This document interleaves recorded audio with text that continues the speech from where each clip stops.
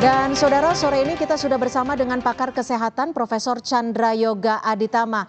Prof. Chandra, selamat sore. Terima kasih sudah bergabung bersama kami. Mengingat situasi yang ada saat ini, ada ratusan siswa yang mengalami keracunan akibat MBG. Catatan Anda seperti apa? Anda menyebut ada 3 titik kritis dalam rantai pasok program MBG. Apa saja ini, Prof? Sebenarnya ada 5 yang saya mau sampaikan dalam waktu singkat ini ya. Nomor 1, mau makan bergizi gratis atau makan apapun juga, yang paling penting harus aman. Tentu makanan itu harus bergizi, barangkali mesti enak, tapi poin pertama aman. Jadi kalau tidak aman, itu jangan diteruskan. Seberapa besar pun gizinya, kalau tidak aman, jangan diteruskan. Jadi aman itu yang penting, dan aman inilah yang berhubungan dengan keracunan makanan saat ini. Itu poin pertama.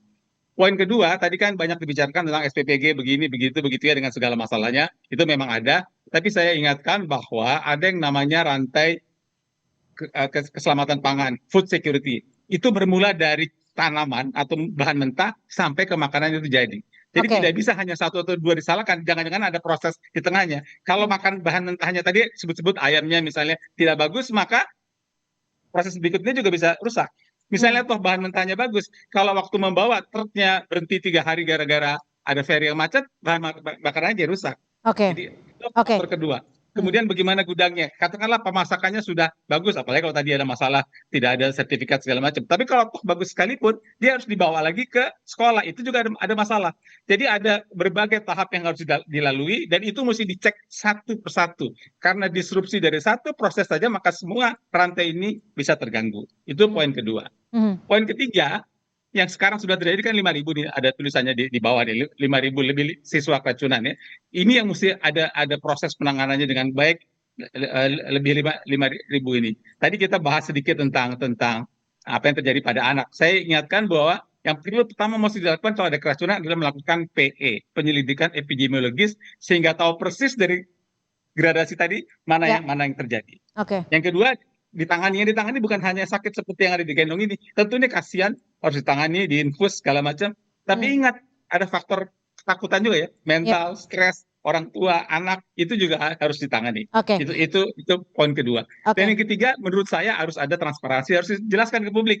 Yang di Cipangor begini, yang di Ketapang ini, yang ini, masing-masing ada penjelasannya sehingga kita tahu persis apa yang terjadi di tempat-tempat. Prof, jika pola keracunan ini terjadi di beberapa daerah, sejatinya apakah ini indikasi dari suatu kelalaiankah, indikasi dari suatu kegagalan yang sistemikkah, atau indikasi dari desain dari program MBG itu sendiri? Kalau saya inginnya sih semua dinilai secara pasti. Jadi bisa kegagalan program, bisa desain, bisa satu persatu, tapi karena sudah ada 5.000, kenapa kita tidak keluar dengan data yang lengkap sekarang? 5.000 terjadinya karena ini dengan analisa yang ilmiah. Karena itu kita tahu itulah yang bisa diperbaiki, inilah yang bisa diperbaiki. Karena kalau pendapat satu persatu bisa ya, bisa tidak, tapi dengan 5.000 kasus yang sudah ada ini, 5.000 anak maksud saya, kita sebenarnya sudah bisa mendapatkan gambaran yang kurang lebih menyeluruh apa saja yang terjadi. Karena itu sebenarnya saya ada usulan satu, tadi mau saya usulkan ke Ibu, itu ada usulan 2 sebenarnya, tapi karena tidak bisa. Yang pertama tadi kan dibicarakan tentang misalnya sertifikat layak sanitasi dan ada panduan BGN gitu kan.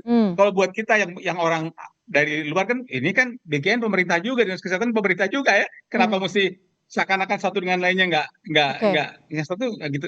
Kenapa nggak? Ini kan kenapa kerja lintas sektoral itu beneran terjadi? Artinya harus ada lembaga independen ya?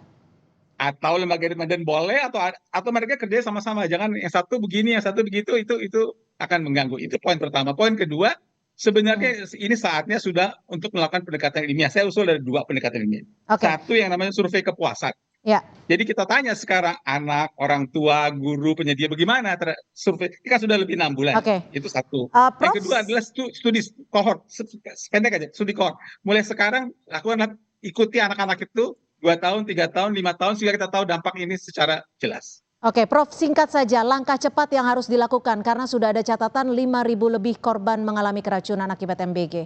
Singkat saja. Langkah cepat dalam waktu singkat, beberapa minggu harusnya sudah ada data ya secara ilmiah yang menjelaskan kepada kita semua, inilah loophole-nya, inilah salahnya. Karena salahnya sudah ditemukan A, B, N, maka yang ditanggulangi misalnya A, B, dan N. Itu yang mesti keluar datanya, dan itulah yang kita kerjakan sesuai dengan temuan yang harusnya dilakukan secara cepat saat ini. Oke, baik. Terima kasih Prof. Chandra Yoga Aditama, pakar kesehatan masyarakat, sudah berbagi perspektif di Kompas Petang. Selamat sore, Prof. Terima kasih. Selamat sore, makasih.